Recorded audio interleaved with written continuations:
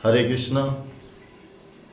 मैं इससे पहले आप लोगों को बता रहा था 9 साधन हैं: श्रवण, कीर्तन, स्मरण, वंदनम, सख्यम, आत्मनिवेदनम, अर्चनम, दास्यम, पाद सेवनम। ये जो 9 साधन में 5 साधन श्रेष्ठ माना गया है, उसको कह रहे हैं वृंदावन के मथुरावास करना, ब्रजवास करना, दूसरी भागवत ग्रंथों आस्वादन करना, तीसरी है वैष्णव सेवन करना, चौथा है हरिनाम संकीर्तन करना, और पंचमा है अर्चन, भगवान की श्रद्धा के साथ में भगवान का नाम जप करना। यही है, और अर्चन करना, भगवान नाम जप करना। ये तो बता गया 5 है।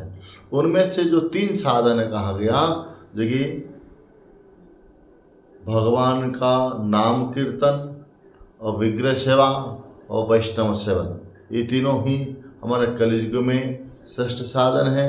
और उससे भी एक जो साधन कहा गया, भगवान का नाम कीर्तन करना, नाम संकीर्तन करना। कलियुग केवल नाम आधारा, सुमिर सुमिर उतर ही पारा। ये कलियुग में केवल कहा गया है नाम संकीर्तन करना चाहिए। बिना नाम से भगवान को कुछ भी प्रसन्न करने वाला नहीं है। भले ही करोड़ रुपया दान करें, करोड़ जन्म तक तपस्या करेंगे, कई हजार वर्ष तक हम यज्ञ करेंगे, तपस्यासन करेंगे, दान पुण्य कुछ भी करेंगे, जो कि अच्छा कार्य करेंगे, लेकिन भगवान को प्रसन्न करने वाला नहीं है। भले ही संसार का सुख प्राप्त कर सकते हैं, संसार की जिसकी वाहवाह हम प्राप्त कर सकते हैं, संसार के लोगों के सामने हम लोग जिसकी परिचय हो सकते हैं, लेकिन भगवान के राज्य में, भगवान के सामने हम लोग कभी भी प्राप्त नहीं कर सकते हैं। इसीलिए भगवान कहा, जो भगवान कह रहे शास्त्र में, जिसकी भागवत में लिखा हुआ है, जिसकी नाम संकीर्तनम जस्य सर्व पाप प्रणाशनम प्रणाम दुख सवनं तंग नमामि हरिं परम। जो नाम संकीर्तन करना चाहिए। कलियुग में और कोई साधन नहीं है।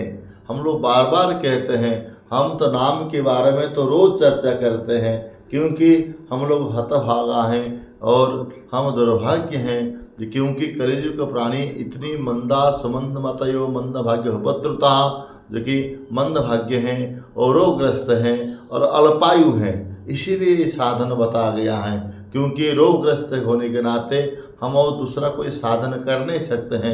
हम लोग को कहेंगे आप लोगों को, जो कि 10 घंटा 2 घंटा 5 घंटा एक आसन लगा करके, पद्मासन में पालकी लगा करके बैठिए और बैठ करके हरिनाम संकीर्तन, जो कि जप कीजिएगा, साधन कीजिएगा, हवन कीजिएगा, तप कीजिएगा।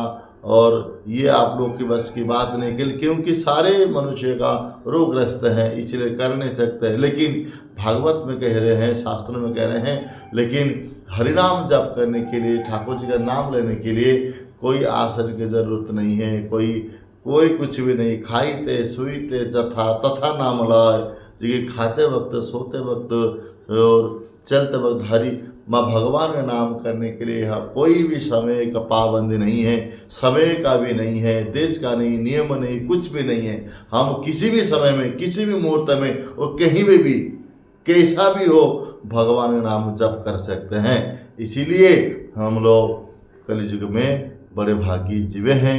देखिए, भले ही और उपद्रुता कहा गया है, और उपद्रुता मतलब रोगग्रस्त हैं और अल्पायु हैं। अल्प आयु के कारण हम लोग साधन वर्धन नहीं कर सकते हैं, तपस्या आदि नहीं कर सकते हैं। अरे सत्ययुग में लाख वर्ष जीते थे, इसी वजह से उन लोग लाख वर्ष तक तपस्या करते थे। लेकिन कलियुग में छोटा सा कल्प आयु की वजह से हम लोग इतने लाख वर्ष तक जीवित रह नहीं सकते हैं, जिसकी वजह से हम नाम नहीं कर सकते। इसीलिए हम लोग कह रहे हैं, कलियुग केवल नाम आधारा, नाम संकीर्तन करने की वजह से ही हम लोग उद्धार पा सकते हैं। वही हरिनाम। और नाम कौन सा है? ना 16 नाम 32 अक्षर होता है, वही तारक महामंत्र कहते हैं। उसको महान मंत्र होता है, हरे कृष्ण कृष्ण कृष्ण हरे हरे, हरे राम राम राम